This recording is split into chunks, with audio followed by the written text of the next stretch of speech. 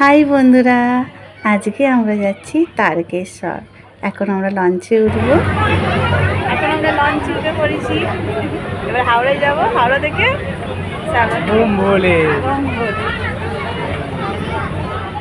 হাওড়ায় নেবে কিন্তু সঙ্গে সঙ্গে আমরা শাবরাফুলির ট্রেন পেয়ে গেছিলাম। প্ল্যাটফর্মে এত ভিড় যেন মনে হচ্ছিল একটা মেলার মধ্যে এসে গেছি। তবে আমাদের বগিতে যারা ছিল সবাই কিন্তু তারকেশ্বর যাওয়ার জন্যই রওনা দিচ্ছে। সব অনেক বন্ধু হয়ে গেছিল। তারপর আমরা শাবরাফুলিতে নামলাম। এখানে নেবে ভাবলাম আমি, মার্কেটটা হয়তো ছোটো, কিন্তু এত বড় শাবরাফুলির মার্কেট জানতাম না। এখান থেকে আমরা জার নিলাম, যেটা গঙ্গা জল নিয়ে যাওয়ার জন্য। এখানে কত বড় মার্কেট, আর মার্কেটের মধ্যে দেখছি কত রুদ্রাক্ষর মালা বিক্রি হচ্ছে। তো আমি একটা কিনলাম, আমার হাজব্যান্ডকে বললাম তুমিও একটা পরো। দুজনেই পরে নিয়েছিলাম, কেন বাবার কাছে যাচ্ছি, রুদ্রাক্ষ মালা না পরলে হয় বলো? কিরকম লাগছে বলো তো আমাকে?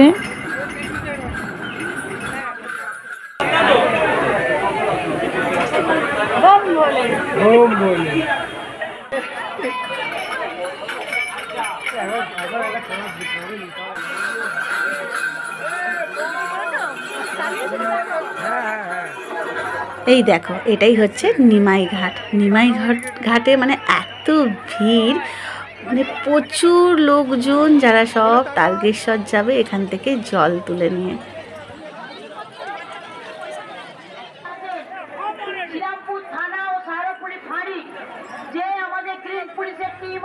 আমরা জল তুলে ঘটের পুজো করলাম, তারপরে বেরিয়ে পড়লাম।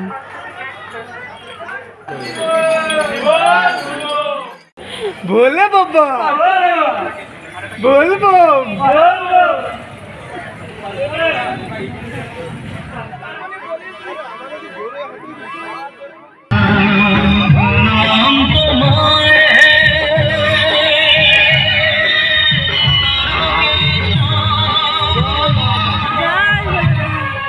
আমরা খালি পায়ে হাঁটছিলাম, তার কিন্তু একটা আলাদা রকম আনন্দ জাগছিল মনের মধ্যে। তারপরে আমরা 3 ঘন্টা পার করে মা ডাকাতকালীর মন্দিরে এলাম। মাটা বেকার নিয়ে এসেছি আমি, গরম হচ্ছে, আমি বলে বৃষ্টি বলে শীত করে মানে পায়ের ওটা কি নেবে? এটা নেবে। ডাকাতকালী মন্দিরে এসে জল ঢাললাম। এবার আমরা একটু এখানে কচুরি খাচ্ছি, চা সঙ্গে চা। দেখো বাইরেটা অন্ধকার হয়ে আসছে। এখনো কত কিলোমিটার? এখনো অনেক কিলোমিটার, 27 কিলোমিটার। এখনো 27 কিলোমিটার যেতে হবে। হর হর মহাদেব। চা খাওয়া হয়ে গেছে, টিফিন করা হয়ে গেছে, বিন্দাস লাগছে, মনে হচ্ছে কি আনন্দ। সত্যি আনন্দিত হচ্ছে, মায়ের অবস্থা খুবই খারাপ।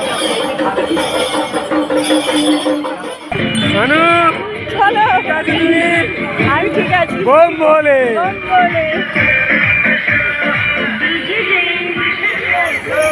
তোমার পায়ে পড়ি, দাদা তোমার পায়ে পড়ি,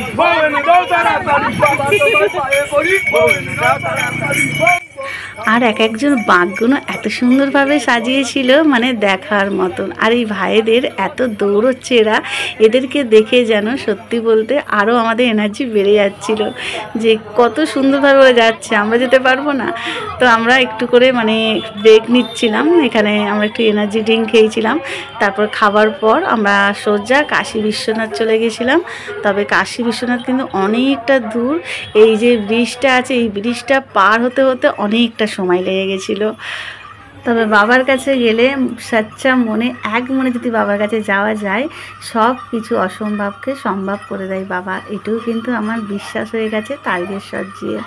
মানে এতটাই পায়ে ব্যথা হচ্ছিল, কিন্তু বুঝতে পারছিলাম না যে আমার পায়ে এতটা ব্যথা হচ্ছে। বাড়িতে এসে অনুভবটা করতে পেরেছি, কিন্তু বাবার কাছে যাওয়ার সময় যেন আলাদা মনে ফিলিংস জাগছিল, আর আলাদা ইচ্ছে জাগছিল কখন বাবার কাছে গিয়ে পৌঁছাবো।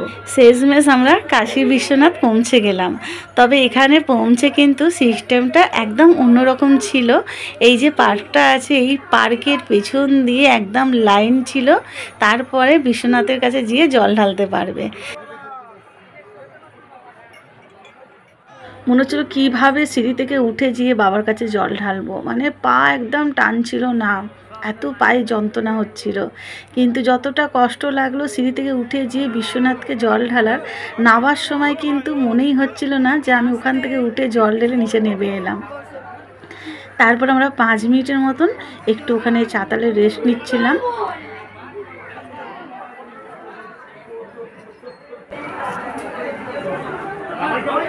এখন থাক, নামবে যখন যাবে তখন নেবে। না আমি যাবো না।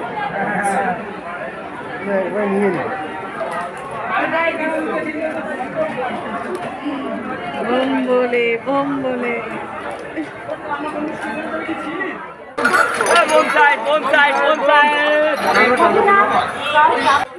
তারপরে খুব খিদে পাচ্ছিল, তো আমরা এখানে মিষ্টির দোকানে ঢুকে মিষ্টি খেলাম। আর পায়ের অবস্থা তো একদম খারাপ হয়ে গেছিলো। তারপরে আমার হাজব্যান্ডকে বললাম যে অ্যাঙ্কেলেটগুলো কিনে নিয়ে এসেছিলাম, ওইগুলো একটু পায়ে পরে নিলাম, কেন এবার লোকনাথ যেতে হবে, অনেকটা পথ। এবার এটা করতে হবে। আর শশা খাবো। হাই বন্ধুরা, আমরা যেতে যেতে আর পাচ্ছি না, বসে পড়েছি। এখন বসে শশা খাচ্ছি। সবাইয়ের পায়ের অবস্থা কিন্তু একদম খারাপের দিকে চলছিল, মানে কেউ কেউ শুয়ে পড়েছিল, কেউ বসেছিল। তারপরে আমরাও আস্তে আস্তে হাঁটছিলাম, যে বসলে না পায়ের টানটা আরও বেশি ধরছিল, সেই জন্য আমরা এক পা করে হেঁটে এগিয়ে যাচ্ছিলাম।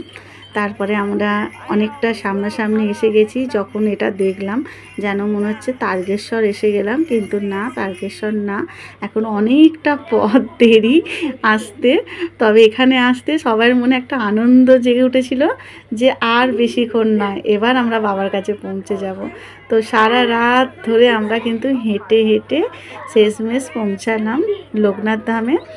এখানে এসে দেখলাম অনেকটা লম্বা লাইন, তো সেই লাইন দিয়ে আমরা বাবার মাথায় জল ঢাললাম। জয় বাবা লোকনাথ।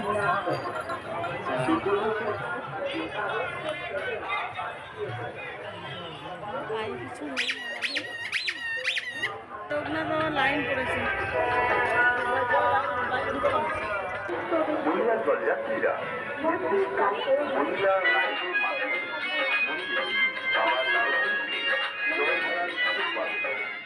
লোকনাথ বাবার মন্দিরে পুজো দিলাম, তবে এখানে এসে জল ঢাললাম। ঢালার পরে কিন্তু ভিডিও করতে পারলাম না, কেন এখানে সব সিকিউরিটি গার্ড ছিল, তারা বলছিল ফোন এখানে বন্ধ করে রাখতে, তো আমি সেজন্য ব্যাগে ঢুকিয়ে নিয়েছিলাম। তারপরে এখানে জল ঢেলে আমরা বাইরে বেরিয়ে সব কিছু মিশিয়ে নিচ্ছিলাম, মানে বাবার জন্য যা যা নিয়ে এসেছিলাম, দুধ, গঙ্গা জল আর মধু, ঘি, আরও যা যা নিয়েছিলাম সব কিছু মিশিয়ে নিয়ে একদম রেডি করে নিয়েছিলাম, কেননা বাবার কাছে যে আর দেরি নয়, এবার বাবার দর্শন পাওয়ার অপেক্ষায় ছিলাম। আর বাবার মাথায় কিভাবে ভালোভাবে যেন জল ঢালতে পারি। সত্যি বলতে এই যে তারকেশ্বরের চূড়াটা দেখা যাচ্ছে, এখানে আসতে কিন্তু বন্ধুরা সব পায়ের ব্যথা, কষ্ট প্রত্যেককে যেন ভালো হয়ে গেল। এই হচ্ছে বাবার জাদু। সত্যি বাবার যে কী লীলা, যারা তারকেশ্বর এসেছো হেঁটে তারা তোমরা সবাই জানো, আমি জানি। আর আমরা এই যে এখান থেকে জল ঢেলে বেরোলাম। ভালোভাবে জল দিয়েছি, বাবাকে দুধও ঢালতে পেরেছি, খুব সুন্দরভাবে আমরা ঢেলেছি।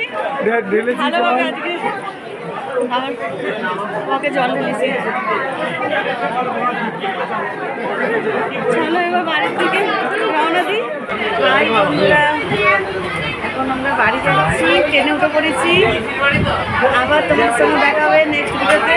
ভালো থেকো।